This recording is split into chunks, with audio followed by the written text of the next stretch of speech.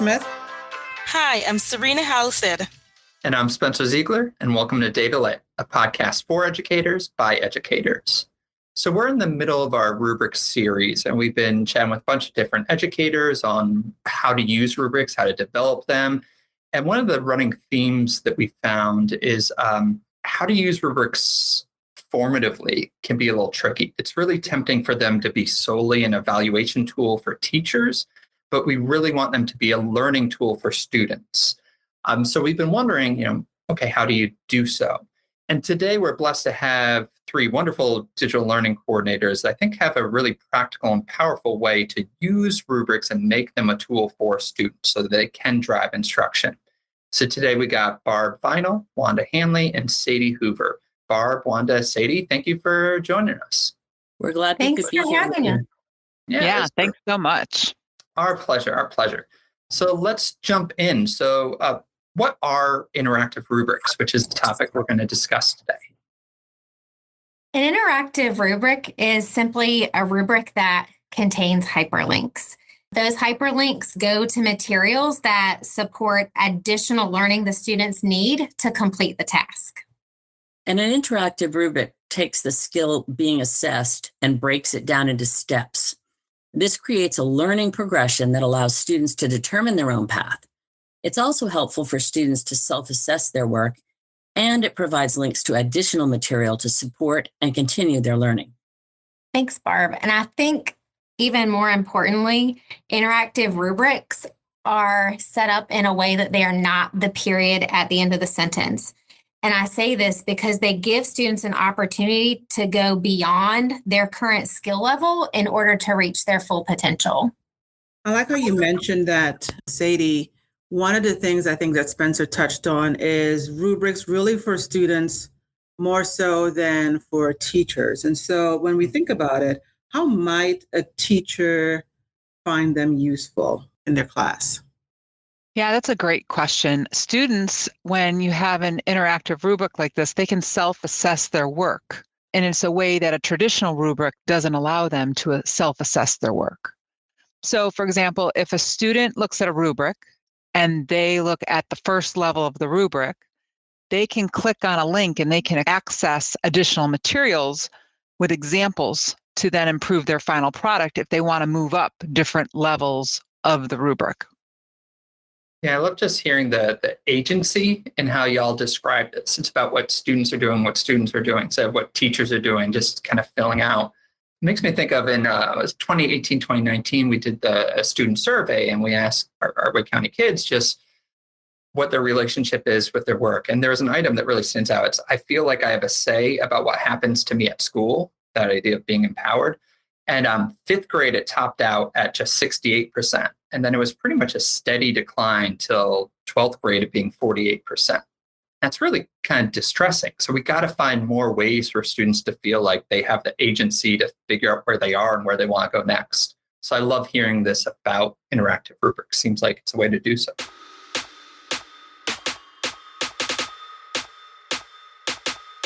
All right, so how do you go about making interactive rubrics? Creating an interactive rubric is similar to making a hyperdoc because you add hyperlinks to the text, making that an interactive document. And students will use those links to continue and or support their learning. But when you're initially creating the rubric, you have to think carefully about the criterion that you choose and how it's going to scaffold that student learning. Consider the best resources that will support the criterion, whether it be a mini lesson, an exemplar, or resources that help focus the student learning. Yeah, you're right. Like, for example, a teacher can record a mini lesson in Canvas Studio or Screencastify, and then using that resource in their hyperlink. So if you're elementary, you could use a Discovery Education video to help the student move forward, or other approved tools like Khan Academy videos for a math rubric. There's lots of pre-made mini lesson videos out there. If teachers prefer a video as opposed to an exemplar, I think teachers should always reach out to their media specialist as they have an abundant amount of resources and ideas to share with teachers. That's a great idea, Wanda, using that school connection, someone who's right there in the building that can support that process. So there are also a few important tips to make sure you're using the right pre-made, ready to go, out the door kind of resources. And the first thing to consider is ensuring that you're really previewing each video or each resource from beginning to end to make sure that it's aligned to the standards and appropriate for your learners. I know we get really busy sometimes and caught up, and someone recommends a video or you find it and you read the description and it seems like it's right, but maybe the video doesn't use the right vocabulary, or maybe something inappropriate pops up in the middle of the video. So it's really important to make sure you really look at those resources with a critical lens before you're using those resources.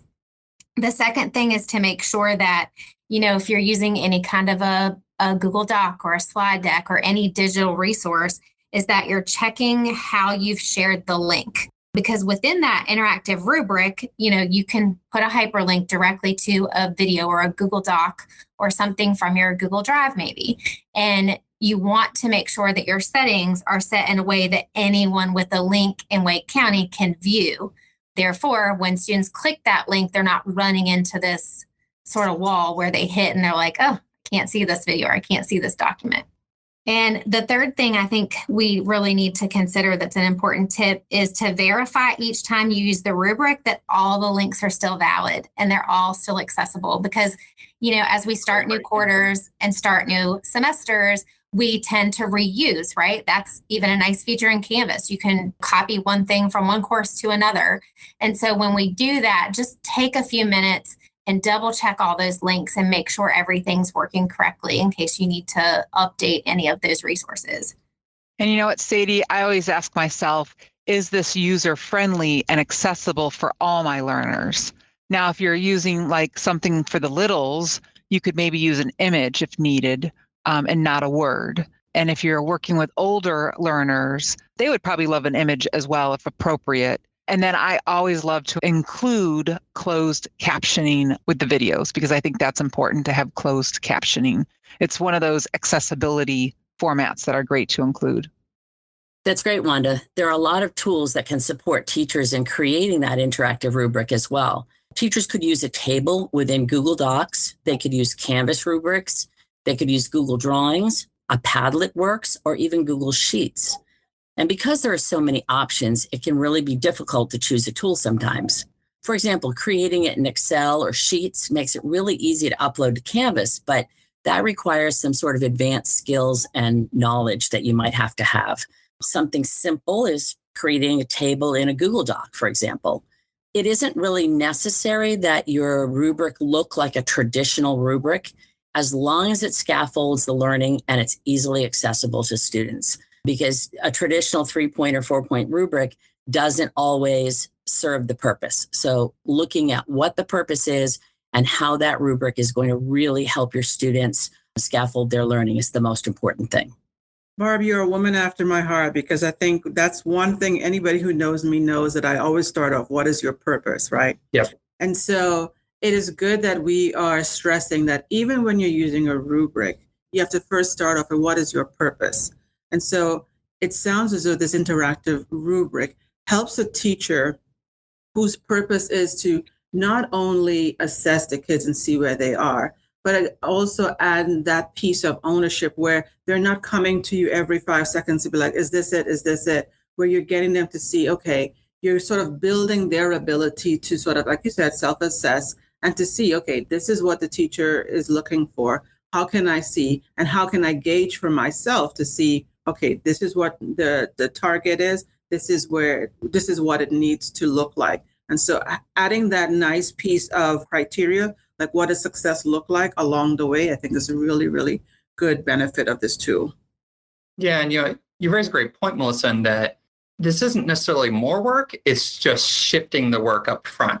Because if students get this back, and if they are inclined to make their work better, like we want them to do, then they're going to come to you when you're not necessarily prepared or when you're trying to do other things. So instead, you're just embedding that directly in the rubric, which is, that's powerful. And I feel like in the data lit bingo board, like Mellisa saying, what is the purpose is one square. Another square is me quoting this Hattie research, which is the levels of feedback. It talks about what you want to avoid is feedback on the identity, the self level. which bad rubrics can do that. And I think we're hearing today how this can go beyond that. You need feedback on the task level, just as something is right or wrong, but you can't really improve unless you also get feedback on the processing level, like the steps you took to get there, or the self-regulation level. And I'm hearing from y'all all these ideas to embed resources on those levels so it can be empowering for students. Yeah, and I also like to how I think when Sadie was sharing some of those tips, one of the things I know we talked about when we talked about rubrics is ensuring that when you're creating a rubric or the task for the student, that the task of itself does not get in the way. So for example, Yes. if you ask them to make a cartoon to demonstrate their learning, but they're like, well, I don't know how to draw, then, that is getting in the way. And I like how even though you're talking about these interactive tools, you're emphasizing the need to be intentional in the tools that you use, making sure that you look so that those things are not getting in the way of the student's ability to demonstrate what they know and are able to do. I'm going back to something that Barb said about it's not necessary to look like a traditional rubric as long as it's scaffolding. And I'm just thinking, when you think of a rubric, as Spencer mentioned, it's like a be all end all. That's the time I'm going to evaluate your work.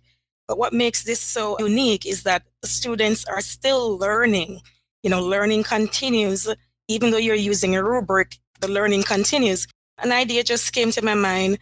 Apart from just putting learning resources, would we necessarily maybe put like an assessment in the rubric?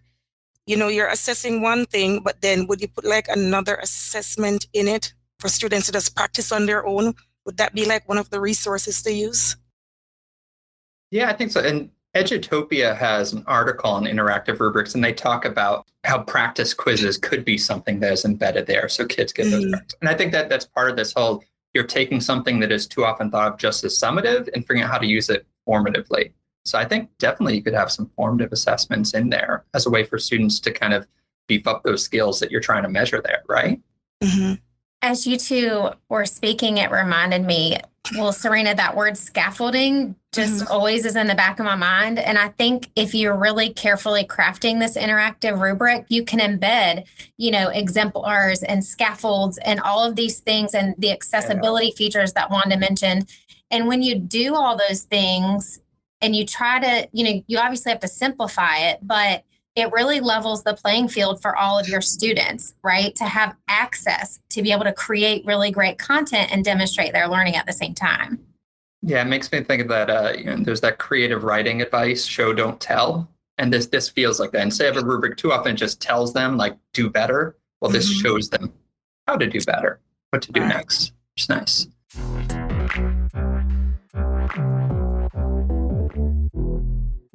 All right, those are a lot of great ideas. I like that. It's really interesting. And it's just one of the many ways that our digital learning coordinators can help out our teachers. So how else can schools DLC support educators with rubrics? Well, DLCs can help you choose the right tool for creating your interactive rubric. And we can guide teachers to embedding links to digital tools that are approved in Wake County's Digital Resource Product Library, or as we call it, the DRPL. Oh, yeah. And can you remind listeners again how they find the DRPL? Yeah, the Digital Resource Product Library is pinned right in their Wake County ID portal page. It's like in the upper left-hand corner. It's like right there. Okay, that's important. I love it. All right, what are some other ways that y'all can help out our teachers with rubrics? Yeah, so staff also have access to the Canvas handbook and the feedback and data courses, which are very rich in ways to add parts of their rubric. They can schedule an appointment with their DLC, and if they can't find their DLC, they can look it up at dlc.wcpss.net. And we can provide opportunities for a brainstorm some tools that might work best for their situation. DLCs can also talk to the staff about blended learning strategies and how to use this type of rubric in their lessons, because sometimes just creating that rubric and handing it to somebody, that they don't know quite what that could look like in their classroom. And so DLCs can really help with that piece as well. All right, thank you. I think that'll be a useful resource for our teachers, as are interactive rubrics in general and everything that y'all do. We talk about how to make rubrics less deficit-based and more asset-based, focus less backwards on what kids can't do and forward on what they can do and what they can do next. And I think this is a really fascinating way to do so. So we appreciate y'all joining us. And listeners, if you have any questions, comments, further notes, requests for future shows, you can reach us at www.wcpss.net/datalit. Thanks to Barb, Wanda, and Sadie for joining us. And thank you also to Enloe High School's Maya Smith for the new theme music with this episode. So I'm excited. I love it. It's great. So listeners, we'll catch you next time. Bye. Bye. Thank you.